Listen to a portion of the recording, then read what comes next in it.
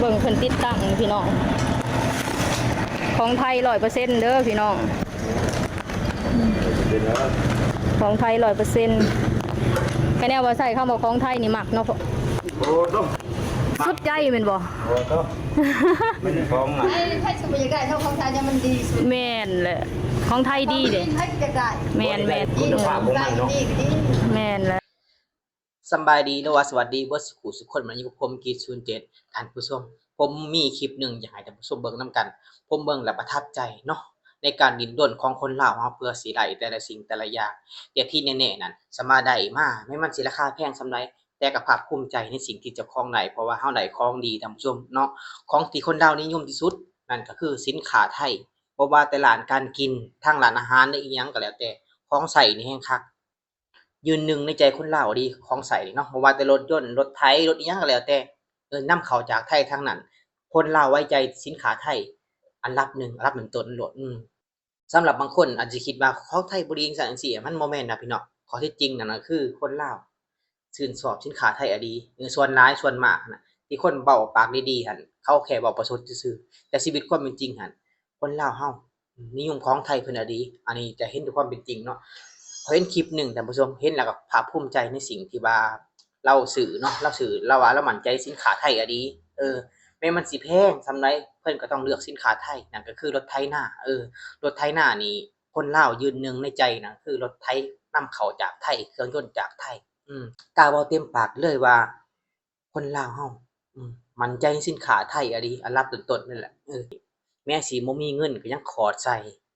เพื่อไปซื้อรถไถนาราคา 8-9 หมื่นก็บ่ย่อท้อเพราะว่าต้องการสิ่งดีๆเพราะว่าไล่ไปเพิ่นก็เชื่อมั่นในคุณภาพว่าดีจริงอะดีท่านผู้ชมเนาะและให้เบิ่งคลิปนำกันว่าเป็นจังไดขออนุญาตเจ้าของคลิปเพิ่นเด้อนั่นก็คือ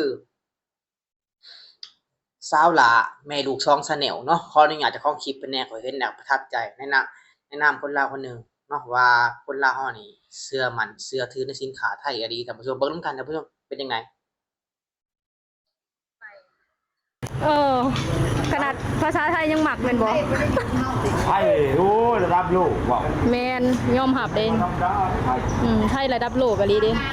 ระดับโลกได้เขาเก่งอะแม่ทุกอย่างเขาบ้านเมืองเขาก็เจริญเนาะฝรั่งที่เขามาไทยหรือว่าภาษาไทยมันไอ้เลิศได้โลกมันพี่น้องไม่ได้ดอกทางเรียบร้อยได้ครบสุดเนาะรวมเป็นยังครบสุด85,000พี่น้องเอ้ยเพิ่นอยู่บ้านต้องเห็นเนาะพี่น้องเฮียโดเด้ออยู่บ้านใดพวกเจ้านะฮะโอ้เมืองจงพรบ่บ้านแสนเนาะพี่น้องก็คือว่าประกอบให้เลยแล้วก็พร้อมครับอย่างเดียวเลยนี่เนาะแม่นแถมอันน่ะเฮือนมานำติบ่ได้แต่ชุดอันนี้ซื้ออ๋อบ่ได้เฮือนบ่เฮือนบ่เอาอ๋อคะแนนว่าเอาเฮือนราคา1บ่แม่นแหละมันก็สิตกอยู่ในหวยเก่าเงินบ่อยากเลยโอ้อันนี้คือบ่ได้เฮือนเด้อพี่น้องราคา 85,000นี่คือได้แต่โตรถเนาะพี่น้องเนาะนี่อันนี้คือว่ารุ่นใหม่ล่าสุดได้เนาะแม่คนพี่น้องออกใหม่ๆเลยพี่น้องเอี่ยมเลย85,000 บาทเอาอันเพื่อนมันก็อ๋อ90,000ป้ายอยู่เนาะคะแนนบอกเอาเพื่อนนำนี่90,000ป้ายนะ90,000อ๋อเอามีเพื่อนแล้วแม่นบ่มีเพื่อนเก่าบ่หรือว่าใดเพื่อนใหม่แล้วนี่แหละเราเห็นให้เรียบร้อยเพื่อนโอ้บ่ม็อกมันแหละม็อกตัวแบบมันติดเดี๋ยวนั้นเลยเฮาจะม็อกบ่ยังได้แต่ว่าเฮาบ่เอา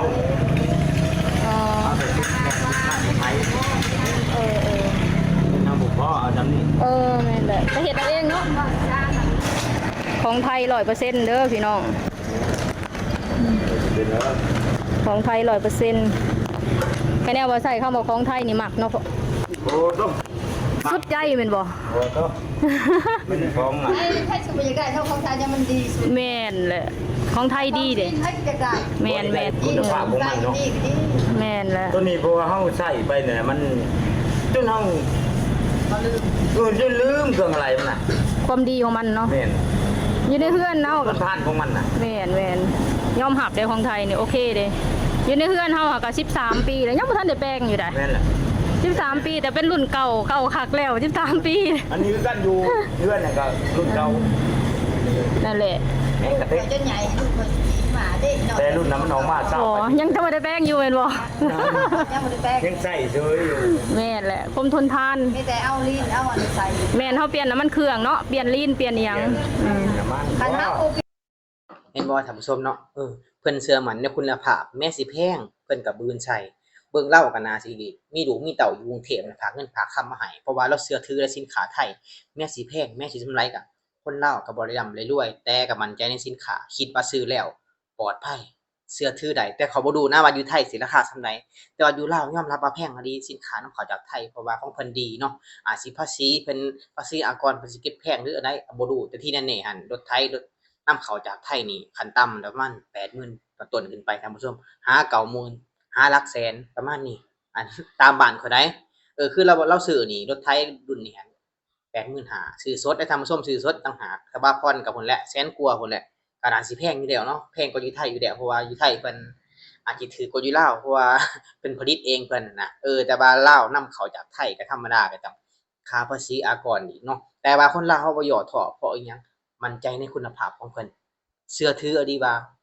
ของไทยเพิ่นดีจริงอะดีอันนี้บอกแนวส่วนตัวแบบว่าเขามั่นใจอะดีเนาะเพราะว่าข้อยคนหนึงน่ะที่เชื่อถือในคุณภาพของเพิ่นบ่ว่าแต่ของกินหม้อใช้คือเขาเว้านั่นแหละของกินเขาเคยใช้มาแล้วเขาฮู้ว่าเป็นจังไดเนาะแต่ของเพิ่นยอมรับว่าดีอะดีแม้สิแพงเท่าใดก็ยอมจ่ายคนลาวเฮามีสิจนแต่ก็อยากได้ของดีมีคุณภาพเพราะว่าเห็นแล้วใช้แล้วประทับใจในสินค้าไทยอันนี้กล้าบอกได้เลยว่าประทับใจเนาะกูรถมอไซค์ก็ซื้อ 8-9 หมื่นเขาก็ยอมจ่ายเพราะว่าเขามักและเขาซื้อมา5-6 ปีแล้วก็บ่เคยสอนจักเทื่อคิดเขาซื้อนะเขาซื้อถูกต้องนะเขาก็บ่เคยสอนจักเทื่อเพราะว่าของเพิ่นดีจริงอะดีนอกจากน้ำมันเบิดเฮาบ่ได้เติมแค่นั้นแหละ นอนไปบ่ได้แต่ส่วนที่เหลือหั่นอะไรมันหั่นบ่มี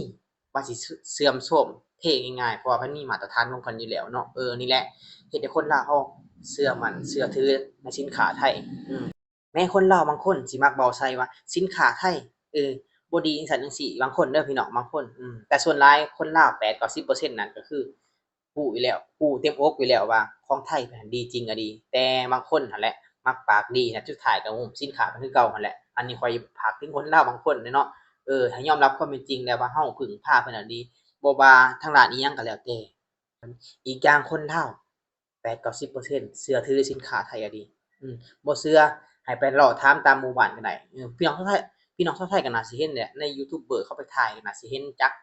นำเข้าจากไทยทั้งนั้นนี่แหละสินค้าเพิ่นเป็นหยังคือว่าเฮ็ดให้คนลาวมั่นอกมั่นใจว่าสินค้าไทยดีก็เพราะแบบนี้นะเพิ่นเห็นคุณภาพเพิ่นเห็นว่าบ่แม่นมาย้อมแมวเครื่องประเทศนี่ย้อมแมวตอนซื้อมาใหม่ๆเหลืองม่วงอยู่หรอกใช้ไปสักพักนี่จะแม่นอีหยังแล้วก็ซ่อมนั่นแล้วก็ซ่อมนี่ปีทั้งปีซ่อมแล้วซ่อมอีกอยู่นั่นเอาไปมาค่ารถซื้อรถมา 20,000 กว่าบวกลบคูณหารเนี่ยเป็นแสนค่าซ่อมนั่นซ่อมนี่แล้วก็เปลี่ยนนั่นเปลี่ยนนี่แต่ของเพิ่นคือระเบ้านั่นแหละใช้ไปกี่ปีก็บ่ย้านเพนอกจากถ้ามันสิเบิดอายุการใช้งานมันจังสิเพอันนี้ท่านผู้ชมเนาะเพราะรถไถเขาก็ซื้อของจากไทยกันเขาซื้อให้แม่เขาก็เท่าซุมื้อนี่ตั้งแต่ซื้อมา10 กว่าปีทั้งเท่าซุมื้อยังบ่ทันซ่อมนอกจากเปลี่ยนยางนอกจากจักรที่มันเบิดอายุจังเปลี่ยนจักรใหม่แค่นั้นคล้ายๆเบิดอายุการใช้งานนั่นน่ะถามว่ามันดีบ่ก็นี่แหละที่เฮ็ดให้ข้อยมั่นใจว่าพวกเพิ่นดีจริงก็เพราะแบบนี้ท่านผู้ชมเพราะว่ามาตรฐานของเพิ่นแน่นอนอยู่แล้วเนาะทุกคนสิว่าจังได๋ก็แล้วแต่คนลาวบางคนก็อาจสิมักคิงใส่เพิ่นว่าจังซั่นจังซี่ก็แล้วแต่ความเป็นจริงน่ะคือคนลาวเฮาเชื่อมั่นในคุณภาพพี่น้องไทยบ่ว่าแต่อิหยังก็แล้วแต่ที่เป็นของไทยทีวีโทรทัศน์พัดลมอิหยังก็แล้วแต่ว่ามาจากไทยนี่เท่าไรก็ยอมจ่ายเพราะว่าต้องการคุณภาพคนลาว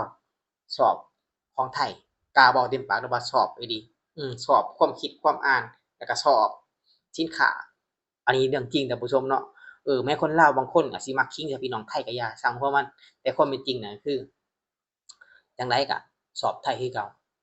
ของเพิ่นดีจริงก็ดีเขายอมรับว่าดีเนาะให้ผู้ชมไปก่อนเนาะใครมีความคิดความเห็นจังได๋คอมเมนต์ใต้คลิปมื้อนี้ขอกล่าวคำว่าสวัสดีจะอยู่กับเขาเจ้าก็คงสิดีแต่ตัวอ้ายนี่ยังบ่คิดสิลืมอ้ายยังคงคิดถึงเจ้าอยู่ทุกวันไอ้บ่ได้หวังให้เจ้านั้นกลับมา ว่าอาย